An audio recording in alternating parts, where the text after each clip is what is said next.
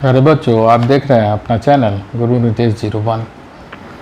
हम लोग NCERT class 8 chapter 11 exercise 11.2 में इंसुरेशन से क्वेश्चन नंबर 11 देख रहे हैं। क्वेश्चन नंबर 11 कहता है diagram of the adjacent picture frame has outer dimension is 24 centimetre into 28 centimetre. कहता है कि एक पिक्चर फ्रेम है जिसका आउटर डायमेंशन दिया हुआ है, ये दिया हुआ है 28 सेंटीमीटर और ये दिया हुआ है 24 सेंटीमीटर। ठीक है। और कहता है and the inner dimension is 16 centimetre and 20 centimetre. और जो इसका इनर डायमेंशन है, इसका मतलब पिक्चर फ्रेम आप लोग देखिएगा जिसमें कुछ चौड़ाई होता है, विड्थ होता है, उसके बाद आप उसमें इस पिक्चर को डालते हैं। तो इसका इनर जो डायमेंशन है वो दिया हुआ है 16 सेंटीमीटर और 20 सेंटीमीटर। अब कहता है कि find the area of each section, सभी सेक्शंस का एरिया आपको निकालना है। If the width of each section is same, कहता है चारों तरफ से ये समान रूप से चौड़ा है तो आपको चारों सेक्शन का एरिया निकालना है। ये जो साइड है इसका एरिया कितना होगा। ये जो चार सेक्शन बनेगा, ये 1 2 3 4, तो इन चारों सेक्शन का आपको एरिया निकालना है कि इन चारों सेक्शन का एरिया अलग अलग आपको निकालना है। ठीक है। तो अलग अलग आपको चारों सेक्शंस का एरिया निकालना है। तो आपको क्या करना है कि सबसे पहले कि आप जो इसका चौड़ाई है उसको हम निकालेंगे।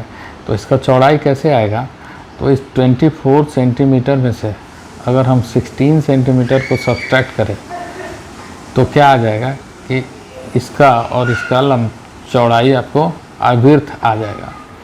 तो 24 से अगर 16 को आप सब्ट्रैक्ट कीजिएगा तो आपको आएगा 8 सेंटीमीटर। अब ये दोनों बराबर है, 8 सेंटीमीटर है तो ये भी 4 सेंटीमीटर, ये भी 4 सेंटीमीटर होगा, है ना। दोनों बराबर है तो ये भी 4, ये भी 4। आप अगर 28 से भी 20 को सब्ट्रैक्ट करेंगे तो 8 आएगा और इक्वली डिवाइड करेंगे तो ये 4 4 आएगा। ठीक है। तो आप अगर इस सेक्शन का एरिया निकालिएगा, इस सेक्शन का एरिया निकालिएगा, ठीक है, तो इस सेक्शन का एरिया निकालिएगा तो आपको क्या करना होगा बताइए। आपको क्या करना होगा, इस सेक्शन का अगर आप एरिया निकालिएगा केवल इतना भाग का, तो आपको क्या करना होगा। ठीक है। आपको करना होगा कि ये जो पूरा लंबाई है ये कितना दिया हुआ है 20 इंटू 4 कर दीजिएगा तो इस सेक्शन का एरिया निकल जाएगा। 20 इंटू 4 कर दीजिएगा तो 80 सेंटीमीटर स्क्वायर इसका एरिया निकल जाएगा। अगर आप इस सेक्शन का एरिया निकालिएगा तो ये दोनों इक्वल है तो ये भी तो 20 होगा और ये इसका चौड़ाई जो है ये 4 होगा तो ये भी तो हो जाएगा 20 इंटू 4 बराबर 80 सेंटीमीटर स्क्वायर। अब ऊपर वाले सेक्शन का अगर हम एरिया निकालें तो ये कितना दिया हुआ है ऊपर वाले के लिए, ये पूरा 24 और कितना है 4, तो 24 इंटू 4 बराबर कितना होगा 96 सेंटीमीटर स्क्वायर। और ये ऊपर नीचे वाला ऊपर वाला बराबर है, यहाँ भी 24 इंटू 4 होगा तो ये होगा 96 सेंटीमीटर स्क्वायर। ठीक है।